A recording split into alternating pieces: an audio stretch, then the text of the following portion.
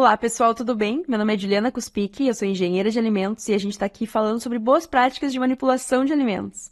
Se tu está vendo esse vídeo pelo YouTube e tem interesse nesse conteúdo, na descrição do nosso vídeo vai ter um link que te leva para a plataforma da Certificado Curso Online, onde tu acessa não somente os nossos vídeos, mas tu consegue fazer o download do material de texto que a gente está usando para complementar as nossas aulas. Na aula de hoje, a gente vai falar sobre documentação e registro. Então, eu trouxe para vocês um pouco da questão teórica, né? Sempre falo para vocês, leiam o material em PDF. Ele vai complementar aquilo que a gente vai conversar nos nossos vídeos. Então, aqui eu trouxe um pouco da questão teórica da documentação, o porquê que ela é importante. E trouxe alguns tipos de registros que a gente vai ter. Manual de boas práticas, os POPs, controle de temperatura, os registros de manutenção, de treinamento. E eu vou trazer para vocês alguns exemplos de algumas planilhas que a gente pode ter. Então, o que a gente vai fazer? Durante nossas aulas, a gente precisa fazer um controle de temperatura, tu pode fazer assim, assim, assado, numa planilha. Hoje eu trouxe alguns modelos de planilhas para vocês. Todas elas vão estar disponíveis para download na nossa plataforma, então dentro do nosso curso vai ter essa disponibilidade para que vocês consigam observar formas de fazer a planilha de vocês. Essa planilha não é um modelo fixo que vocês precisam seguir à risca. As planilhas a gente pode fazer de acordo com o nosso estabelecimento, de acordo com o nosso procedimento padrão. Cada lugar, muitas vezes, vai ter um procedimento padrão diferente. Mas é importante que a gente tenha isso tudo registrado e a gente vai entender o porquê. Então, o nosso primeiro conteúdo é sobre uma planilha de controle de filtragem do óleo da fritadeira. Então, aqui em cima eu vou descrever qual é a planilha, eu vou colocar aonde que ela está sendo aplicada, então ela podia ser uma filtragem de qualquer outra coisa, eu colocaria aqui. Obviamente aqui é mais objetivo, mas poderia ser uma planilha de controle de temperatura, e aqui eu colocaria o lugar. Inclusive na planilha de temperatura eu vou mostrar isso para vocês. É importante que tudo tenha responsável, e tudo tenham duas pessoas responsáveis. Por que duas pessoas? Às vezes, uma pessoa está trabalhando e ela vai tirar folga, porque ninguém trabalha 7 dias por semana. Então, a pessoa que é a segunda responsável é a pessoa que cobre a folga desse profissional. Ou é uma equipe que trabalha em turnos de assim, dia não. Então, hoje eu vou ter um profissional, amanhã eu vou ter outro. Dependendo da escala que a gente segue no nosso estabelecimento, nunca vai ter uma pessoa 7 dias. Então, é importante que tenham duas pessoas. E as duas são responsáveis pela atividade. No caso da fritadeira, dessa planilha que eu elaborei, era um lugar que tinham duas profissionais que faziam o processo de fritura. Então, eu coloquei as duas como responsáveis e eu intercalei elas no procedimento. Então, segunda-feira a pessoa 1 fazia essa atividade, na quarta a pessoa 2 fazia, na sexta a pessoa 1 fazia. E essa foi uma forma de intercalar para que não ficasse uma pessoa sobrecarregada com aquela função, porque era uma das funções que tinha que ser feita na fritadeira. Então, é importante que a gente coloque o procedimento que a gente está tendo dentro dessa planilha. Então, o procedimento de filtragem. Vou reduzir a temperatura, porque eu não vou fazer uma filtragem com óleo quente, que eu posso, me machucar. Vou descrever como que é feita. Obviamente, quando eu for contratar uma pessoa para fazer o trabalho nessa fritadeira, se ela tem que fazer essa atividade, eu vou mostrar para a pessoa como é que faz o que está descrito aqui. Eu não vou simplesmente largar a planilha e falar, faz. É importante a gente mostrar para a pessoa e fazer um treinamento prático com ela também. Mas a gente deixa descrito porque pode ser que a pessoa esqueça o procedimento. Então, a gente deixa descrito para que a pessoa, facilite o processo dela. Então, aqui, colocar a água, o pano que foi utilizado deve ser colocado de molho na água, porque utiliza um pano para fazer filtragem, que vai ser específico para essa função. Cuidado com a diluição, ela deve ser 1 para 20 partes. O que significa 1 para 20 partes? Neste caso, a cada 950 ml de água, eu vou colocar 50 ml de solução clorada. É importante que seja fácil de compreender. Eu não vou colocar aqui um procedimento super complexo, cheio de detalhes. Não, tem que ser fácil de ler. A pessoa tem que ler o procedimento e ela tem que compreender como que ela vai fazer. E aqui eu coloquei a data. Quando a gente faz uma planilha dessas no Excel, a gente pode colocar um atalho, né? Então, eu coloquei aqui o dia e aqui eu vou colocar nessa linha esse dia mais 2 dias, mais 7 dias, mais 5 dias. E daí, quando eu preencher o primeiro dia, né? Eu coloquei todas as planilhas em agosto, em janeiro, dia 1º de janeiro, automaticamente ela vai puxando os outros dias da semana. Então, segunda, quarta e sexta é o dia que possivelmente deveria ser feita a filtragem desse óleo. E daí ela vai fazer a filtragem, o responsável 1, o responsável 2, e vai assinar que fez. E no final dessa planilha, antes de eu trocar a planilha, eu vou, né, pode ter observações, eu vou assinar ali que no dia 23 eu recolhi, que estava assinado, mas é importante, ao longo do processo, a gente ir observando que a pessoa fez esse procedimento. Alguma observação, por exemplo, no dia 17 eu não filtrei porque eu troquei o óleo. Então, eu vou colocar ali uma observação. No dia 17 o óleo foi trocado. Outra planilha de... aqui. Outra planilha de óleo, que também, né, na questão de fritadeira, é a planilha de controle de saturação. Falei para vocês, a gente tem planilhas de controle de saturação. Essa aqui é a segunda, porque provavelmente uma outra fritadeira era a número 1. Então, isso é importante também, cada equipamento ter a sua planilha, caso tenha mais de um. Também vai ter 2 responsáveis, né? O responsável e o substituto. E a gente vai ver todos os dias, e aqui vai ser todos os dias, diferente daquela que não era, como que tá a saturação do óleo. Então, aqui coloquei uma foto, né? Então, vai pegar uma pinça, vai segurar a fitinha, vai imergir no óleo. Falei isso para vocês na aula, que a gente falou sobre isso. E essa fitinha de saturação, ela pode ficar nessas 3 cores. Ela vai ficar toda azul, ela vai ficar metade cinza, metade amarelo, ela vai ficar marrom e amarelo. Dependendo da cor da fita, ela vai estar com 0% de saturação, 2% de saturação, 4% de saturação. E eu vou colocar todos os dias. E vou ver se, de acordo com o percentual, se o óleo foi filtrado ou foi trocado. Então, essa planilha, ela conversa muito com a nossa planilha de filtragem. Porque pode ser que nas segundas, quartas e sextas, eu precise filtrar porque está em 2%. Mas pode ser que não tenha filtrado, porque ele estava 0%, eu mantive esse óleo. Então, nesse dia, então, por exemplo, aqui, ó. Dia 5 era sexta-feira. Era o dia que, né, na outra planilha, seria filtrado o óleo.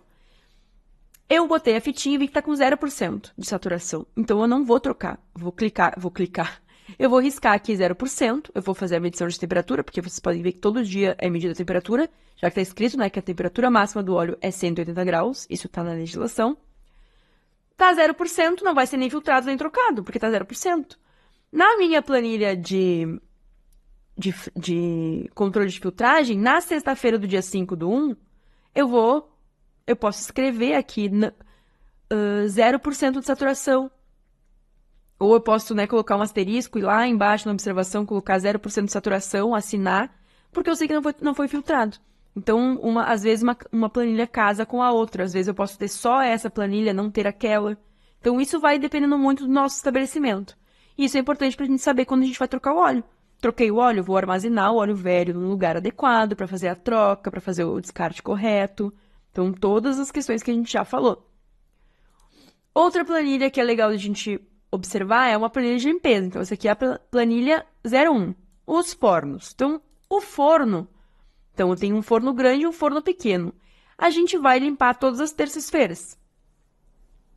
Então, uma vez por semana. Então, uma planilha que não tem tantas pequenas coisas, porque é uma vez por semana. Então, no dia 2 era terça-feira, 7 dias seguintes, 7 dias seguintes. São também 2 pessoas. Pessoa 1, pessoa 2, pessoa 1, pessoa 2. Porque nesse caso aqui, era um lugar que tinha 2 turnos de trabalho. Tinha a pessoa 1 e tinha a pessoa 2 no seu turno. E daí tinha as pessoas que faziam, e eu sabia que nas terças eles não estavam de folga. Então, nas terças-feiras era o dia de higienizar. A pessoa 1 ia higienizar no turno dela, na semana seguinte a pessoa 2 no turno dela ia fazer a higienização. E aqui embaixo os fornos devem ser limpos interna e externamente no dia independente do horário. Eu poderia ter colocado aqui um procedimento de como fazer a higienização. O produto que utiliza... Provavelmente, nesse caso, tinha um outro procedimento em um outro lugar escrito, né, para que a pessoa pudesse fazer. Porque daí, nesse caso, vai usar desengordurante, tem que fazer diluição, tem que usar uma luva adequada, tem que usar máscara, tem todo um EPI para usar. Então, tem talvez o procedimento desse ao invés de estar aqui como nessa planilha, ele estava em um outro lugar, mas é importante que o procedimento seja passado. Nas quartas-feiras, a pessoa responsável, né, o gerente ou o líder da equipe, vai verificar se a atividade foi feita e vai rubricar que foi feito. Então, a pessoa vai assinar que fez, uma pessoa vai assinar que verificou que aquilo foi feito. É importante que a gente verifique que as atividades elas estão sendo feitas. Aqui é uma planilha de controle de pragas. Então, falei para vocês na aula de pragas que muitas vezes, se é, por exemplo, uma ratoeira com cola, quando a empresa terceirizada for fazer a troca dessa cola, ela vai fazer um registro que foi utilizado uma cola nova, então teve a captura de um rato, e isso vai para o relatório mensal. Tem alguns vetores e pragas que não vai ser verificado por essas pessoas, vai ser verificado por nós, profissionais. Então, eu gosto de ter uma planilha de controle de vetores, sempre indico que tenha. Então, no dia tal, então essa aqui é a planilha de março, por exemplo. Então, eu vou ter uma planilha por mês. Em março, dia 1, dia 2, dia 3, eu vou colocando ali que eu encontrei uma barata, que eu encontrei formiga, qual foi o setor que eu encontrei. Se foi, né, quem foi que encontrou? Foi o José, foi a Maria, foi quem, o fulano Beltrano. No final, eu vou verificar, no final do mês, no dia 31 ou dia 30, eu vou verificar essa planilha, vou rubricar que eu verifiquei, o dia que eu verifiquei, vou passar essa planilha para a empresa terceirizada ter o acesso de que esses vetores foram encontrados. Eu posso observar que 8 dias do mês eu encontrei barata. No mês passado, se eu olhar minha planilha, não tinha barata em nenhum dia encontrada. Vou ter que informar para a empresa terceirizada que eu estou tendo, né, o acesso de baratas dentro do meu estabelecimento. Eu preciso que faça uma intervenção. Então, muitas vezes, uma planilha dessas vai me ajudar a saber uma intervenção sobre isso. Outra planilha legal de mostrar para vocês é a de controle de temperatura. Essa aqui é a 4, então, como eu falei para vocês, né, a planilha 4 é da cozinha. Pode ser que a 3 seja da confeitaria, a 3 seja do banheiro. A 4 é da cozinha, então vai ter o responsável dentro da cozinha, que vai tirar a temperatura, e o substituto. De novo, procedimento. Então, é importante que o equipamento ele esteja fechado antes de eu fazer a medição de temperatura, para não ter perda de temperatura. E eu vou colocar ali o local, refrigerador 1, freezer de apoio. É importante que o lugar, né, o equipamento, ele esteja nomeado. Então, dá para fazer uma etiqueta na frente do equipamento, refrigerador 1. Se tem o refrigerador 1, é porque pode ser que tenha o 2 em um outro setor, o 3 em outro setor, e é importante que eu dê nome para esses equipamentos que eu faço controle de temperatura, porque quando eu for fazer manutenção de um equipamento, eu posso escrever lá no registro de manutenção, foi do refrigerador 1. E eu percebi que tem 5, 6 manutenções do refrigerador 1. Vou fazer uma outra intervenção, vou comprar um equipamento novo, porque não estava mais valendo a pena fazer manutenção. Então, é importante que a gente nomeie esses equipamentos. Vou fazer a temperatura do equipamento. Então, aqui, ó, temperatura do equipamento, temperatura do alimento. E o horário que eu fiz. Então, 6 da manhã eu fiz o controle de temperatura, o equipamento estava tanto e o alimento que estava dentro estava tanto. Quem fez? Se foi o responsável ou o substituto. E também, no final do mês, eu vou verificar tudo, vou assinar, vou rubricar. É importante que a gente relate, aqui, ó, relatar o dia da ocorrência, o problema verificado e a ação realizada, em correções e observações. Então, por exemplo, verifiquei temperatura no dia 10. Eu vi que o meu refrigerador, que tem que estar ideal de 0 a 5 graus, estava a 14 graus. Mas nos dias anteriores ele estava ok. Então, eu vou anotar que estava a 14 graus e vou colocar uma observação aqui no dia 10. Dia 10, refrigerador estava a 14 graus, informada a gerência para fazer manutenção, os alimentos foram trocados para outro refrigerador. A gente descreve o que a gente fez. E no dia seguinte, se não foi desligado para manutenção, enfim, porque daí é isso, de fato, queimou o motor do meu refrigerador. Dia 11, eu não tô com esse refrigerador, porque tá estragado. Então, eu vou riscar aqui, vou colocar um hífenzinho, e lá embaixo eu vou colocar, no dia 11, equipamento em manutenção. É importante que a gente tenha isso para a gente também observar quais são as necessidades de manutenção, como que a gente está, né, lidando quando acontece um problema de equipamento, e a gente observar se era uma temperatura que estava mudando ao longo dos dias e ninguém observou, se foi uma temperatura que, né, que realmente queimou ali algum equipamento, alguma parte do equipamento de um dia para o outro. E daí a gente pode ter esse controle de temperatura de todos os equipamentos, de buffet e afins. Um outro legal de ter, né, de registros também que eu queria mostrar para vocês é o de treinamento, que eu falei na aula de treinamento. Então, registro de treinamento para manipuladores, data do treinamento, local de treinamento, responsável. Então, no caso, eu estou treinando dia X aqui dentro da cozinha das pessoas. Responsável pelo treinamento sou eu, então eu vou colocar ali engenheira, Juliana Cuspic e tal, meu CREA e afins. Conteúdo programático. Lembra que falei para vocês no treinamento? É um conteúdo geral ou é um conteúdo específico? Hoje o treinamento é sobre temperatura de equipamento. Início e fim. Foi 10 minutos, foi 15 minutos, foi 5 minutos, foi meia hora, foi uma hora. Não importa o tempo, né? Importa o quão contínuo a gente faz esse treinamento. Foi um treinamento de meia hora, vou colocar o nome de todo mundo que estava participando e vou pedir que assinem do lado. O que eu geralmente indico quando é um estabelecimento específico ali que vai fazer seu treinamento? Já deixe preenchido o nome das pessoas daquele turno que vão fazer o treinamento. As pessoas só assinam do lado. Bota uma rúbrica, é mais rápido, mais objetivo, para o final do treinamento fazer essa assinatura. Muitas vezes eu gosto de, dependendo do treinamento, se é um treinamento mais longo, eu gosto de fazer um certificado para dar para os profissionais, eu assino que eles tiveram esse treinamento, para que eles também, né, se motivem de verem que eles estão tendo esses treinamentos e esses novos conhecimentos. Isso é legal também de fazer. E por fim, eu quero mostrar a planilha de avaliação dos manipuladores. Na primeira aula que a gente falou sobre saúde dos manipuladores, eu falei que a legislação exige que a gente faça o monitoramento, né, dos profissionais. Eu falei para vocês sobre essa planilha, então eu trouxe ela para vocês observarem e vocês podem colocar outros itens. Não é uma planilha que vocês precisam seguir à risca. Mas aqui, ó, mês. Então, fevereiro de 2024, dia 1, eu vi que o fulano, ele tava de barba. Vou colocar um X aqui na barba e vou rubricar que fui eu que vi. No dia 5, a fulana tava de esmalte. Esmalte, bom, no caso de esmalte, eu sempre aconselhei, né, a gerência e ter dentro do administrativo uma acetona e um algodão, e isso resolve de forma, também consegue resolver, né? Uso de adornos, anota que a pessoa estava com adornos, pede para a pessoa retirar os adornos e anota quem aplicou. No final do mês eu vou verificar e vou colocar ali dia 30, 31. É importante que a gente verifique e a gente analise também essas planilhas, tá? Isso vale para todas elas. Eu não vou simplesmente pegar a planilha e rubricar e guardar numa gaveta. Eu vou olhar essa planilha. Eu vou ver durante o mês quantas pessoas tiveram alguma avaliação que não podia. Eu percebi que a fulana, metade do mês, ela estava com adorno. Ela não tá tirando o adorno antes de entrar na cozinha. O que eu vou fazer sobre isso? Eu posso chamar a pessoa, posso dar uma advertência, né, oral ou verbal para ela, sobre... Oral ou verbal é ótimo, né? Escrita ou verbal, para ela sobre o uso de adorno. Mas eu posso fazer mais do que isso. Eu posso fazer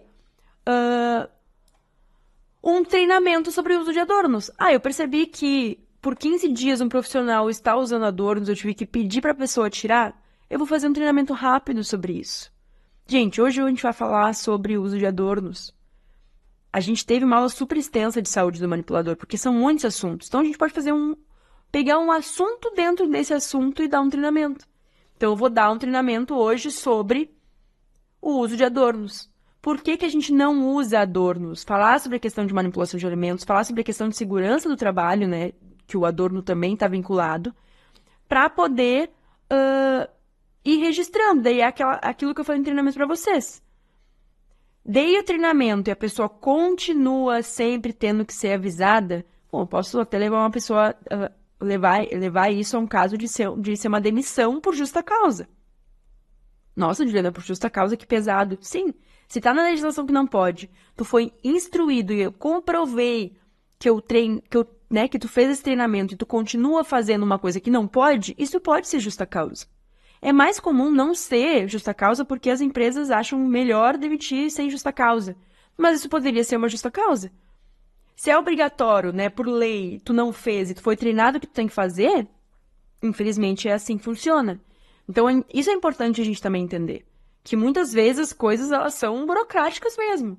Mas entender e fazer o profissional compreender do porquê que ele precisa tirar o colar, a aliança, a pulseira para manipular alimentos e por que que isso está vinculado à segurança e à saúde, certo? Então, voltando aqui ao nosso PDF, mostrei ali uns modelos de planilha para vocês que eu vou colocar ali para download. Métodos e armazenamento de proteção de dados. Então, a gente tem o armazenamento físico e o armazenamento digital. Então, fiz um treinamento, as pessoas assinaram uma folha física, eu posso escanear e deixar armazenado no meu computador e deixar aquilo registrado numa pasta de treinamentos. Treinamento, particularmente gosto de deixar armazenado por no mínimo 5 anos, então é bastante coisa. Por que 5 anos? Porque daí a gente entra numa questão de legislação trabalhista, né? Um profissional que saiu da empresa, ele pode processar a empresa, por exemplo, então, falando, né, as claras aqui o porquê, até 5 anos depois. Então, se um profissional, por exemplo, processa a empresa por insalubridade, por exemplo. Eu higienizava os utensílios e eu não ganhava luva para mexer nos produtos químicos. Então, eu quero ganhar insalubridade e danos morais por isso.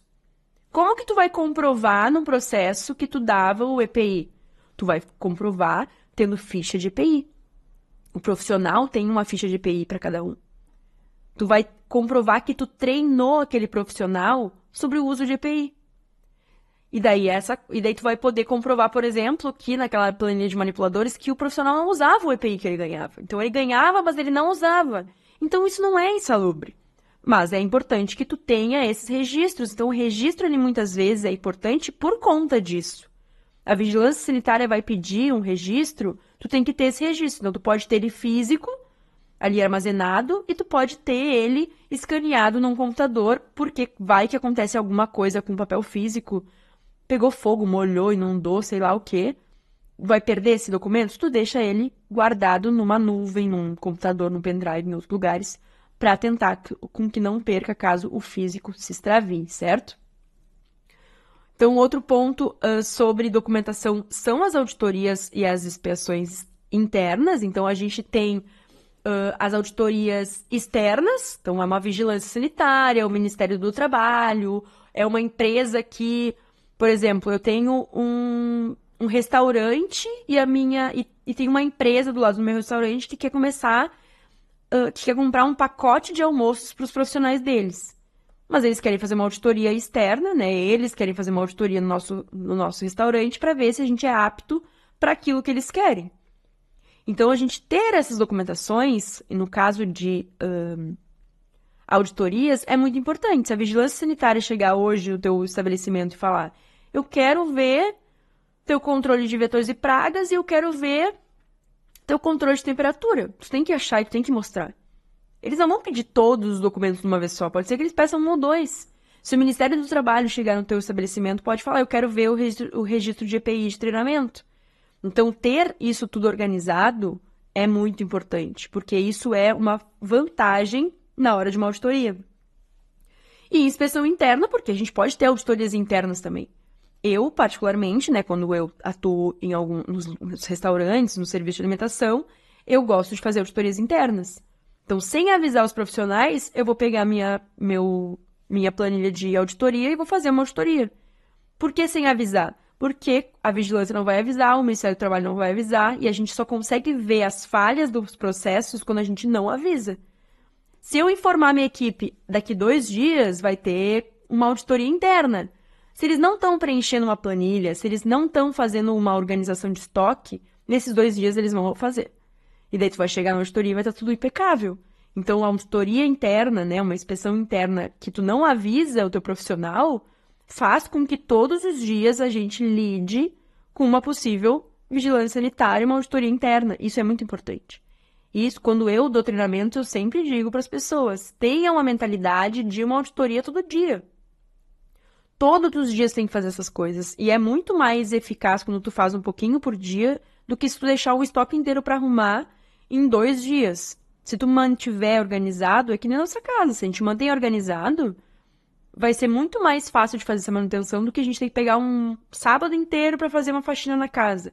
Que vai ser cansativo, que vai ser, né, exaustivo, então a gente vai mantendo todos os dias. Isso vale para as higienizações. Lembra que na aula de higienização eu falei para vocês, a gente pode escolher que a higienização, né, mais pesada da parede é na segunda, a da porta vai ser na quarta. A gente vai dividindo os dias para que cada dia a gente faça uma limpeza e uma manutenção de higiene. Além das coisas que são todos os dias, né? Mas eu não vou limpar. Eu vou limpar um freezer de tirar tudo, descongelar, limpar uma vez por mês, por exemplo, se eu consigo manter dia a dia uma higiene mínima.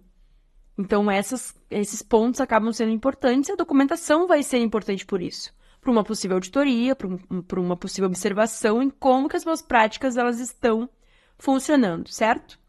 Então, essa foi a nossa última aula. Hoje não vai ter na próxima aula a gente vai falar sobre alguma coisa. Se você, né, se tu tem algum comentário para fazer sobre esse nosso curso, como que foi a tua experiência, se o conhecimento que eu trouxe para ti, ele foi suficiente, foi bom, foi agradável de entender as aulas, aproveita o espaço de comentários, tanto no YouTube quanto na plataforma, para deixar o teu comentário e eu poder acessar ele, certo? E a gente se vê em outros cursos. Eu já indiquei para vocês em outro momento, vou indicar agora também. Façam o curso de segurança do trabalho em cozinhas, que também está disponível em vídeo e material de texto na nossa plataforma de forma gratuita. Então, aproveitem esses conteúdos para saber um pouco mais sobre segurança do trabalho, que eu já disse, eu acho, na primeira aula, e eu digo isso na aula de segurança do trabalho. Não se faz boas práticas de manipulação sem pensar na segurança dos profissionais. Então, vocês conseguem observar aqui, os assuntos, eles andam juntos. E eu espero vocês em outros momentos da nossa plataforma. Obrigada, gente. Você acabou de assistir uma aula oferecida pela Certificado Cursos Online. Ao final de seus estudos, você poderá solicitar o seu certificado de conclusão. Basta acessar www.certificadocursosonline.com e realizar um teste para comprovar os seus conhecimentos. O nosso certificado é válido em todo o Brasil e pode ser utilizado para atividades complementares, concursos públicos, prova de títulos, abrilhantar em seu currículo, aumentar as chances de conseguir um bom emprego e muito mais.